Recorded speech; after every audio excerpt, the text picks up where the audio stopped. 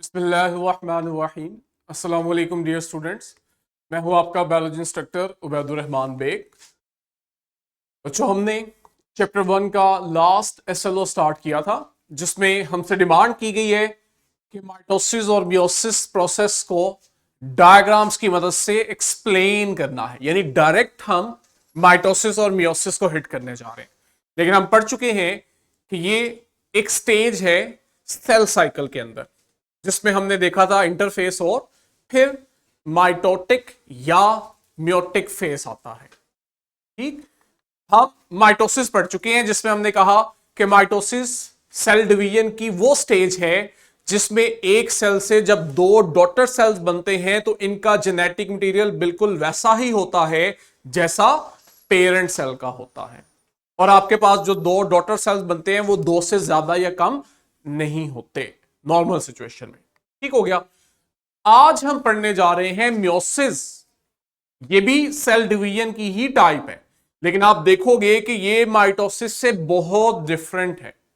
इसकी सिग्निफिकेंस अलग है और ज्यादा है। ठीक है, हर सेल में नहीं होगी, कुछ स्पेसिफिक सेल्स हैं, स्पेसिफिक प्रोसेस है जिसमें आप देखोगे मियोसिस हो रही है। नॉर्मली हमने देखा कि सेल ग्रो करता है, डिवाइड करता है, तो आपके पास लिविंग ऑर्गेनिज्म में ग्रोथ होती है। हमने कहा यह प्रोसेस माइटोसिस है। इंजरी होती है, टिश्यूज रिपेयर करते हैं। रिपेयर करने का मतलब नए सेल बन रहे हैं, तो वहां जो सेल डिवीजन के दौरान प्रोसेस था माइटोसिस थी। लेकिन कुछ सिनेरियो ऐसे हैं जहां आप देखोगे कि मियोसिस हो रही है और वो स्पेसिफिक सेल में ही हो रही है। वो क्या सिनेरियोज हैं, कौन सा सेल है, हम पढ़ते हैं इसे डिटेल से। पहला फर्क देखो, माइटोसिस में जहां दो सेल बनते हैं हमने स्टार्ट में ही क्लियर कर लिया है। मियोसिस वो प्रोसेस है जब वो डिवाइड करेगा तो रिजल्टेंटली जो डॉटर सेल्स बनेंगे इनकी तादाद 4 होगी, 2 नहीं होगी। और इससे भी इंपॉर्टेंट बात कि जो नए सेल बन रहे हैं ना, हर एक में क्रोमोसोम्स की तादाद अपने पेरेंट सेल से हाफ होगी।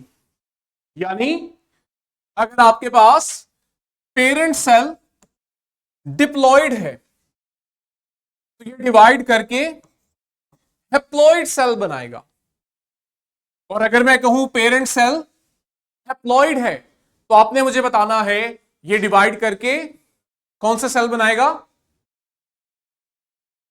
सोचना नहीं है, कोई सेल नहीं बनेगा। या सेल ह्यूमन में डिप्लॉयड है या हैप्लॉयड है, इसके अलावा नीचे कुछ नहीं है। तो हम कहेंगे कि मियोसिस के लिए शर्त है कि जो पेरेंट सेल है वो डिप्लॉयड ही हो। क्यों? क्योंकि जब डॉटर सेल बनेंगे तो वो हैप्लॉयड होंगे, यानी इसका हाफ होंगे क्रोमोसोम में। डिप्लॉयड में डबल क्रोमोसोम, आपके पास हैप्लॉयड में हाफ क्रोमोसोम। और अगर आप पेरेंट सेल से ही हाफ क्रोमोसोम ले लो तो उसको तो मजीद कम नहीं कर सकते हो। तो यहां से हमें मालूम हुआ कि मियोसिस वो प्रोसेस है जो आपको सिर्फ और सिर्फ डिप्लॉयड सेल में मिलेगा। अब आपने मुझे बताना है कि माइटोसिस फिर किन सेल्स में होती है? हैप्लॉयड में, बिल्कुल, लेकिन सिर्फ हैप्लॉयड में नहीं। माइटोसिस ऐसा प्रोसेस है जो हैप्लॉयड डिप्लॉयड दोनों में होती है। क्यों? जरा सोचो, इसका आंसर भी मैं दे चुका हूं। इसलिए कि जैसा पेरेंट सेल है एग्जैक्टली वैसा ही जेनेटिकली आइडेंटिकल डॉटर सेल बन जाएगा। डिप्लॉयड पेरेंट सेल है तो diploid daughter cell, haploid parent cell है तो हैप्लॉयड डॉटर सेल। तो हमें दूसरा फर्क मालूम हो गया। अब हम आते हैं कि ये माइटोसिस से डिफरेंट कैसे है। ठीक है, और माइटोसिस के बारे में जरा देखो मैं क्या कह रहा हूं। जो बॉडी के रेगुलर सेल्स हैं उनमें होती है, यानी कि जो आपके नॉर्मल सेल्स हैं, बॉडी सेल्स, वहां माइटोसिस हो रही है। ये आपके पास स्पेशल सेल्स में होती है, शुरू में ही पढ़ चुके हैं। और वो स्पेशल सेल्स गैमीट्स होते हैं, और वो स्पेशल प्रोसेस वो क्या है? रिप्रोडक्शन का प्रोसेस। जब लिविंग ऑर्गेनिज्म ने अपने जैसा और एक नया लिविंग ऑर्गेनिज्म बनाना है, तब आप देखोगे कि आपके पास मियोसिस होगी सेल में। लेकिन हर सेल में नहीं, सिर्फ स्पेसिफिक सेल्स जिन्हें आप गैमीट्स कहते हो, मेल में स्पर्म और फीमेल में एग्स। इसके अलावा ना कोई दूसरा प्रोसेस है, ना कोई और सेल्स हैं जिनमें आप मियोसिस को देखोगे। ठीक है, और तीसरी बात जो पहले कही, डिप्लॉयड सेल में ही देखोगे, हैप्लॉयड में ये चीज आपको नजर नहीं आएगी। Very important point. कहते हैं मियोसिस वो प्रोसेस है जो एक जनरेशन से दूसरी जनरेशन से तीसरी generation, generation after generation chromosomes के नंबर को महफूज कर रहा है, सेम कर रहा है, इसे बदलने नहीं दे रहा। इसका मतलब क्या है? इसका मतलब यह है कि हमारे पास 46 क्रोमोसोम है। अब जो ह्यूमन बेबी है, मियोसिस इस चीज को श्योर करेगी कि उसमें भी 46 क्रोमोसोम ही होने चाहिए। ऐसा ना हो कि बेबी जो बन रहा है वो 23 का है या वो 92 का है। ऐसा नहीं होना चाहिए। क्यों?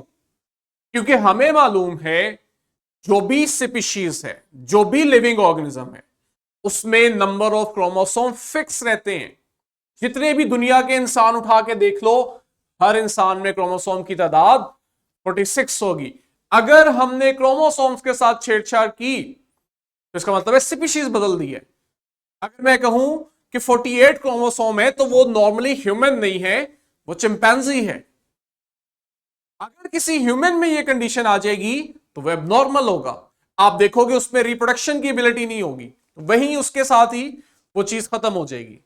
तो इस चीज को श्योर करने के लिए कि मियोसिस की वजह से जो गैमीट्स बने उसमें क्रोमोसोम नंबर्स इस तरह से डिवाइड हो कि जब वो गैमीट्स मिलके नया ह्यूमन बेबी बनाए तो उसमें ये क्रोमोसोम नंबर दोबारा से रिस्टोर हो जाए, ये चीज श्योर कर रहा है मियोसिस। तो इसलिए हम कहते हैं कि ये जो जनरेशन आफ्टर जनरेशन क्रोमोसोम महफूज रह रहे हैं वो इस प्रोसेस की वजह से रह रहे हैं। कैसे? ये हमने अब डिटेल में पढ़ना है। अगला फर्क देखो। अब देखो डिफरेंस मैं हाईलाइट करता जा रहा हूं, कुछ आप लोगों ने खुद करने हैं। इसी तरह बोर्ड में आपको डिफरेंस आते हैं और ये टॉपिक एमडी कैट के लिए भी इंपॉर्टेंट है। ठीक, अब चौथा डिफरेंस हम देखने जा रहे हैं कि माइटोसिस एक ही फेस है, लेकिन मियोसिस जो है ये 2 राउंड्स ऑफ डिवीजन का नाम है। इसमें 2 मियोसिस होती हैं, एक मियोसिस 1 है और एक मियोसिस 2 है। और फिर आप आगे देखोगे इनमें भी बड़ा वाजिया फर्क है, उस पर अलग से क्वेश्चन आएगा।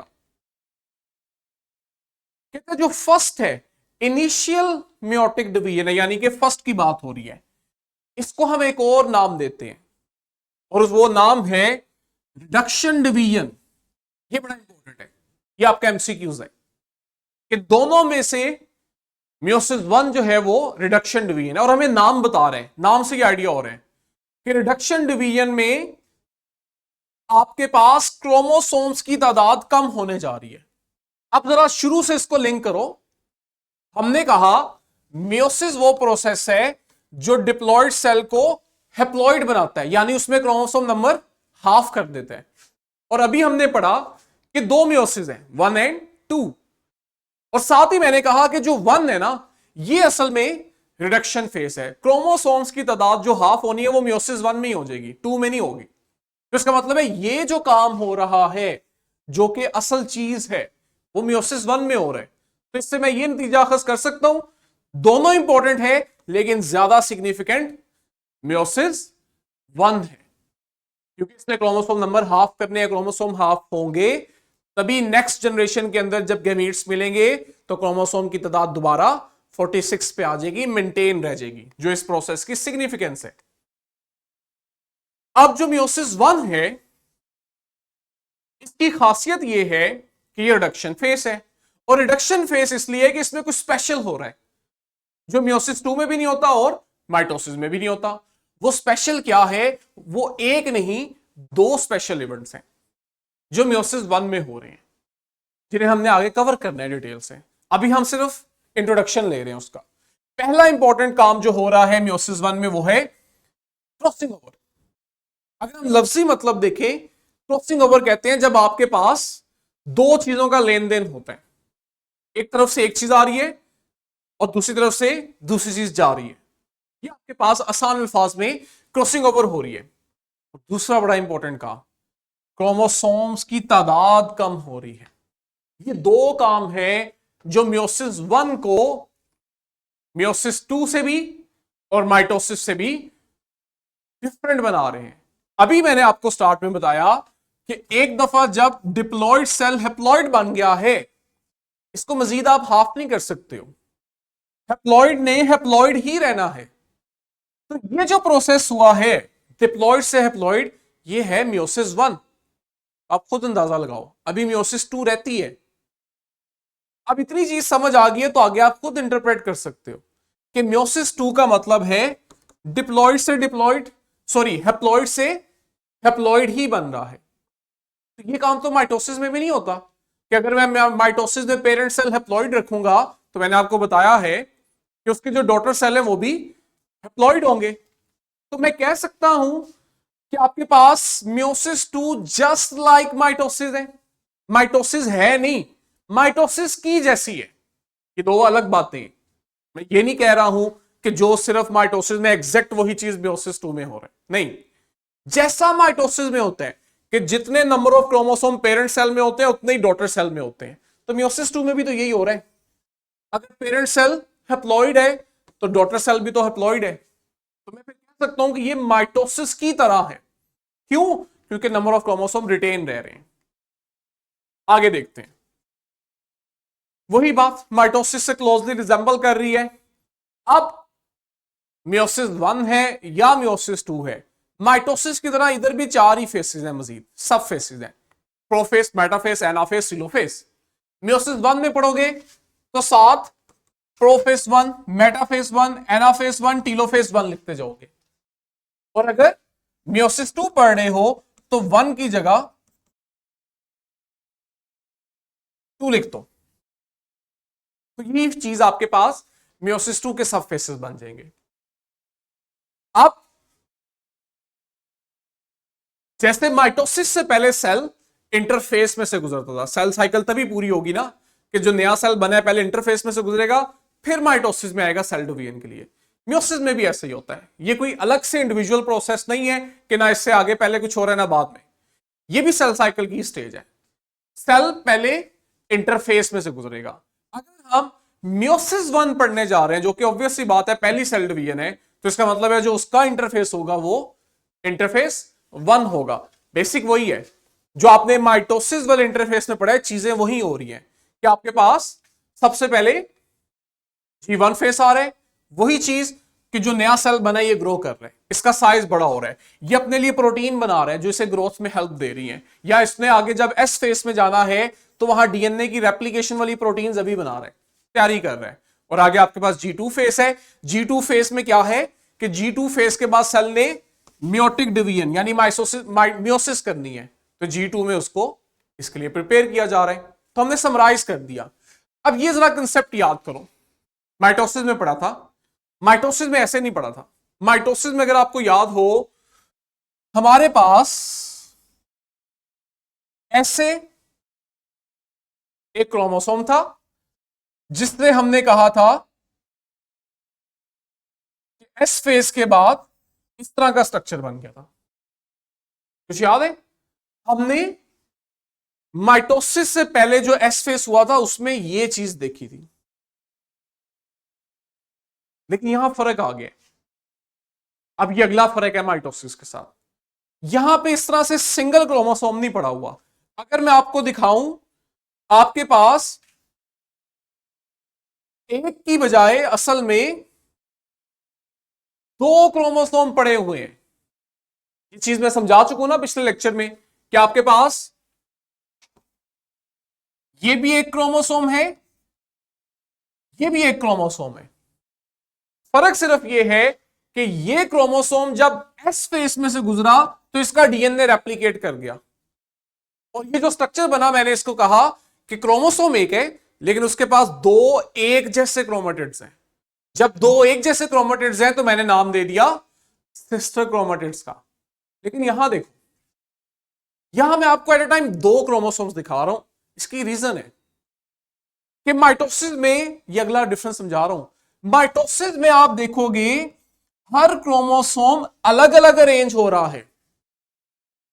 जब सेल डिवाइड करेगा। लेकिन मियोसिस के अंदर क्रोमोसोम्स पेयर्स की शक्ल में होते हैं, दो दो करके इकट्ठे अरेंज होते हैं। तो अगर आपने मियोसिस समझनी है तो एक नहीं, इकट्ठे एट अ टाइम दो क्रोमोसोम पढ़ने होंगे। लेकिन मजे की बात यह है, ये कोई रैंडम दो क्रोमोसोम नहीं है, एक पहला है और एक तीसरा है और एक कोई और है, ऐसा नहीं है। ये वो दो क्रोमोसोम होंगे जो आपस में सिमिलर होंगे। सिमिलर कैसे हो सकते हैं? सिमिलर इसलिए होंगे कि हमें पता है कि जब ह्यूमन ये बेबी ग्रो करता है या फॉर्मेशन हो रही होती है तो उस वक्त दो गैमीट्स हैं जो आपस में फ्यूज करते हैं फर्टिलाइजेशन के दौरान, और आपके पास जाइगोट बनाते हैं जो ग्रो करके उस इंडिविजुअल को बनाता है। अब एक क्रोमोसोम जो है ये आ रहा होता है लेट्स से स्पर्म से, वही बिल्कुल वैसा ही एक क्रोमोसोम फिर एग से आ रहा होता है।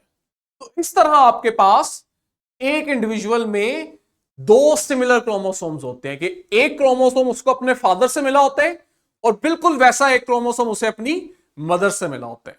ये जो सिमिलर क्रोमोसोम्स होते हैं ना, ये मियोसिस के दौरान आके पेयर्स बनाते हैं। इन क्रोमोसोम्स को हम कहते हैं होमोलोगस पेयर ऑफ क्रोमोसोम्स। अब यहां आपको एक चीज बताता हूं जो आप खुद सर्च करोगे, फिर आपने मुझसे पूछना है। क्रोमोसोम्स जो हैं होमोलोगस क्रोमोसोम्स, इनके बारे में एक बड़ी इंटरेस्टिंग स्टेटमेंट की जाती है, सिमिलर बट नॉट आइडेंटिकल। अब ये स्टूडेंट्स को बड़ा कंफ्यूज करती है, ये क्या बात हुई, एक जैसे हैं भी एक जैसे नहीं भी है। ठीक है, ये चीज आप कंफ्यूज कर जाती है। सिमिलर है आइडेंटिकल है, इंग्लिश में अगर देखो तो एक ही चीज के सिनोनिम नहीं है। तो ये क्या हुआ कि सिमिलर भी है लेकिन आइडेंटिकल नहीं है। ये अब आपने थोड़ा करना है। जो बच्चे क्यूआर कोड में देख रहे हैं वो मुझे वीडियो के नीचे कमेंट करके बताएंगे समझ आई कि नहीं आई। ठीक है, नहीं तो जेनेटिक्स वाले चैप्टर में जाएंगे तो वहां पढ़ लेंगे, नहीं पूछोगे मैं खुद बता दूंगा, मैंने तो बताना है। ये जो अब होमोलोगस क्रोमोसोम्स है सिमिलर, ये बन गए हैं पेयर्स। तो अब देखो एस फेस में काम सेम हो रहा है कि हमारे पास डीएनए की रेप्लिकेशन हो रही है, लेकिन अब यहां पेयर्स की शक्ल में हो रही है। और जब एस फेस खत्म हुआ तो आपके पास ये जो होमोलोगस क्रोमोसोम है ये इस शक्ल में आ गए हैं, हर एक के अपने अपने सिस्टर क्रोमेटिड्स हैं। ये वाले आपस में मिलते हैं, ये वाले आपस में मिलते हैं, लेकिन ये दो आपस में नहीं मिलते। तो ये कौन से वाले हो गए? Non sister chromatids. तो कुछ टर्मिनोलॉजीज हमने सीख ली। ठीक है, पेयर है, एक को कह दिया होमोलोगस क्रोमोसोम 1, दूसरे को कह दिया 2। आगे चलते हैं। अब आ रहा है आपके पास मियोटिक डिवीजन, कि हमारे पास क्या होगा, इंटरफेस खत्म हो गया है, मियोसिस 1 स्टार्ट हो गई है। सबसे पहले तो ये जो होमोलोगस क्रोमोसोम रैंडमली पड़े हुए ना सेल में, जब मियोसिस ने स्टार्ट होना है मियोसिस 1 ने, तो ये खुद को अरेंज करेंगे, और अरेंज इस तरह करेंगे कि होमोलोगस पेयर से इकट्ठे आके सेल में एक जगह आ जाए ताकि उनमें पेयर बन जाए और वो बाकियों से सेपरेट हो जाए, और हर पेयर एक दूसरे के साथ उसके मेंबर पेयर बना ले। होमोलोगस क्रोमोसोम क्या है? ये आपके पास एक पेयर में मौजूद दो क्रोमोसोम्स है जिनमें से एक मदर से आ रहा है तो दूसरा फादर से आ रहा है। अब जो रिडक्शन डिवीजन है, इसके क्रोमोसोम नंबर हाफ करने हैं, इसके 4 फेसेस हैं। ये देखो ग्रेड 8 में ना या 7 में, इतनी छोटी बात है, आप लोग इस तरह की कोई डायग्राम देख के आए हुए हो, पैटर्न ये था, कलर कुछ और हो सकते हैं, और वहां आपको फर्स्ट टाइम इंट्रोड्यूस करवाया गया था माइटोसिस मियोसिस का कंसेप्ट, और वहां आपने इस डायग्राम में वो बातें पढ़ी थी जिन्हें आज आप डिटेल से पढ़ोगे तो आप कहोगे अच्छा हमने देख ली थी, समझ आज हमें आ जाइए। आपके पास देखो 4 क्रोमोसोम से उसने डायग्राम स्टार्ट की और 2 पेयर से। अब जरा ये देखो, एक जगह पे पेयर का कलर उसने सेम रखा है, दूसरी जगह उसने थोड़ा सा कलर में वेरिएशन लाई है, कुछ बताना चाह रहा था आपको, और वो ये बताना चाह रहा था कि ये जो प्रोसेस हुआ है ये मियोसिस हुई है जिसकी वजह से इन क्रोमोसोम ने आपस में एक दूसरे के साथ कुछ पोर्शंस एक्सचेंज किए हैं, सेगमेंट्स एक्सचेंज किए हैं, जिससे वैरायटी आई है। लेकिन वो वैरायटी अभी नहीं शो हो रही। वो वैरायटी आपको शो होगी यहां। यहां मियोसिस 1 हुई, 2 सेल बने, पेरेंट सेल में 4 क्रोमोसोम है, जो 2 सेल बने हर एक के पास 2-2 क्रोमोसोम है, तो देखो क्रोमोसोम हाफ हो गए, यही रिडक्शन डिवीजन है। एक एक सेल के पास 2 क्रोमोसोम है, मियोसिस 2 हुई। अब जब मियोसिस 2 में आपने देखा तो ओवरऑल आपके पास 4 सेल बने, लेकिन मजे की बात है हर सेल के पास 2-2 क्रोमोसोम है।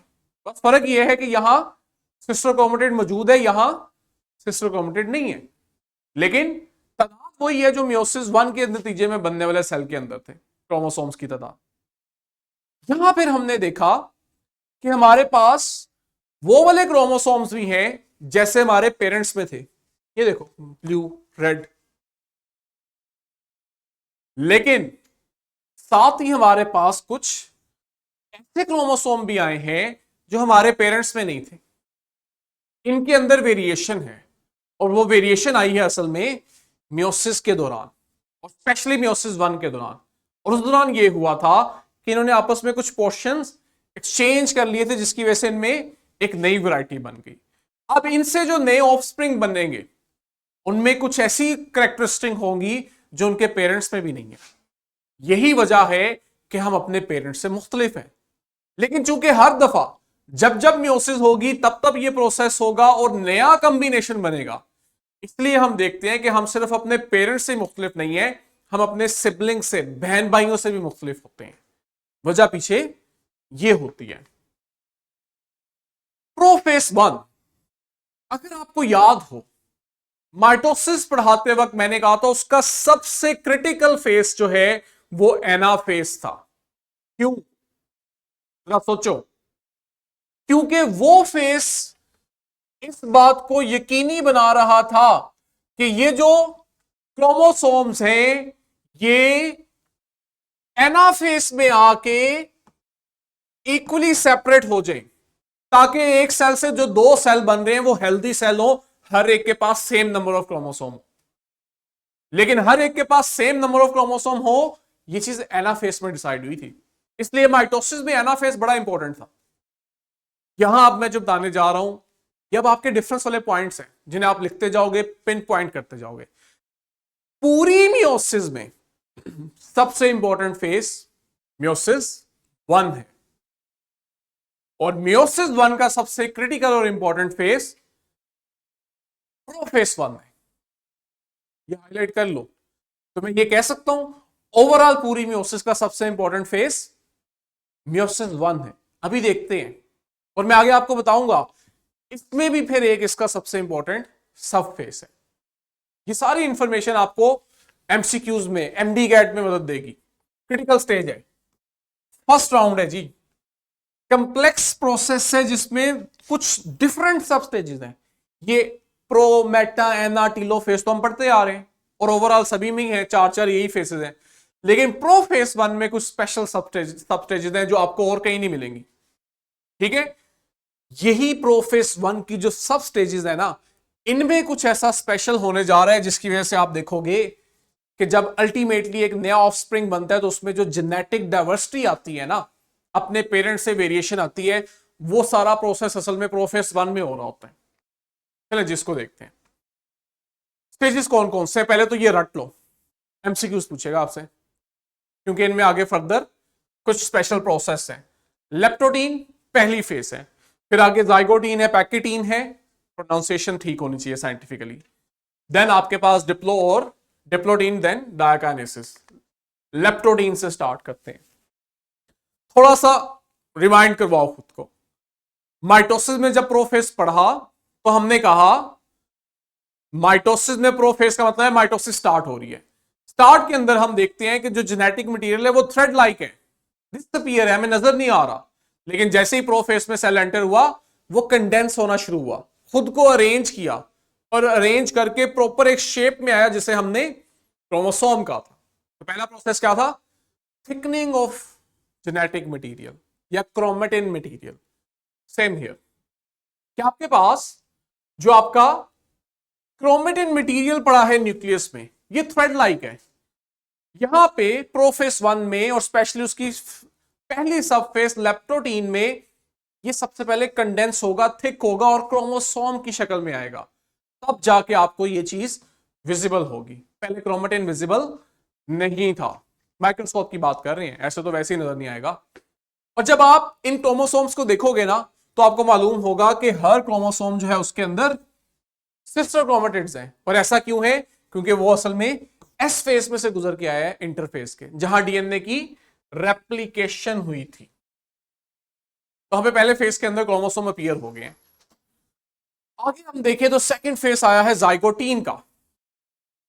अब यहां कुछ स्पेशल होने जा रहे हैं। जो हम कहते हैं ना मियोसिस में और मियोसिस 1 में कुछ स्पेशल होता है, वो असल में प्रोफेस 1 में होता है। और प्रोफेस 1 में भी सबसे नुमाया फिनोमेना जो इसको माइटोसिस से डिफरेंट बनाने लगे वो जाइगोटीन में हो रहा है। और वो क्या है?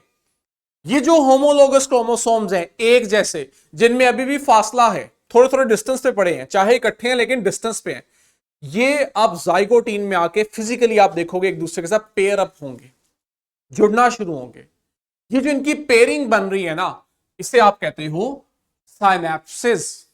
तो ये आपके पास मियोसिस का पहला डिस्टिंक्ट या यूनिक प्रोसेस है जो माइटोसिस में नहीं हो रहा, कि आपके पास दो सिमिलर क्रोमोसोम्स आके पेयरिंग कर रहे हैं।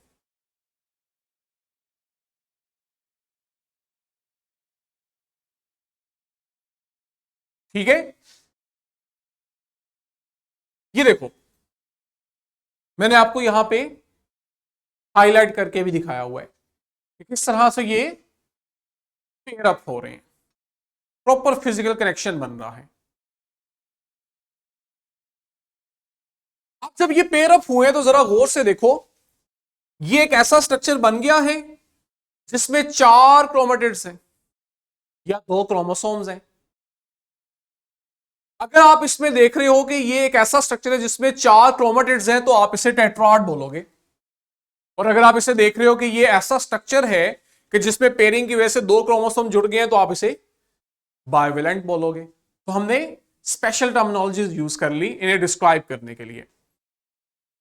और उसमें अगर आप देखो कि ये जो टेट्राड या बाइवेलेंट है, इसमें टोटल 4 क्रोमेटिड्स हैं, हर क्रोमोसोम से 2।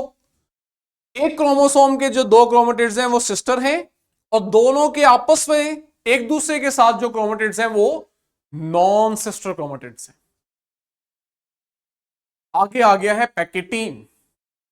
यहां मैं ब्रेक लगाऊंगा। याद है मैंने कहा था मियोसिस 1 सबसे इंपॉर्टेंट है, उसमें सबसे इंपॉर्टेंट प्रोफेज 1 है। तो मैंने कहा था प्रोफेज 1 का भी एक सबसे इंपॉर्टेंट फेस है, दैट इज पैकेटीन। इसमें क्या ऐसा स्पेशल हो रहा है जो इसे प्रोफेज 1 का स्पेशल फेस बनाता है, और प्रोफेज 1 फिर आगे मियोसिस 1 का स्पेशल फेस बनता है, और मियोसिस 1 पूरे मियोसिस का स्पेशल फेस है। तो मैं अगर सम अप करूं तो मैं कहूंगा ये वो फेस है जो पूरे मियोसिस को सबसे सिग्निफिकेंट बना रहा है।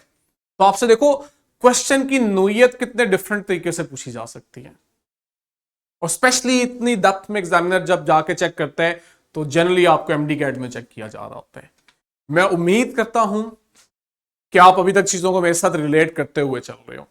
इंपॉर्टेंट है लॉन्ग क्वेश्चन के लिए, और जब बायो में कोई टॉपिक लॉन्ग के लिए इंपॉर्टेंट है तो उसका मतलब है वो शॉर्टर एमसीक्यूज दोनों के लिए इंपॉर्टेंट है। कल इंशाल्लाह हमने इसको यहीं से टॉपिक स्टार्ट करते हुए कंप्लीट करते हैं। कल मिलेंगे। वर्कशीट क्वेश्चन बैंक दे दिया गया है, एडवांस प्रैक्टिस करो। कल तक के लिए बच्चों अल्लाह हाफिज।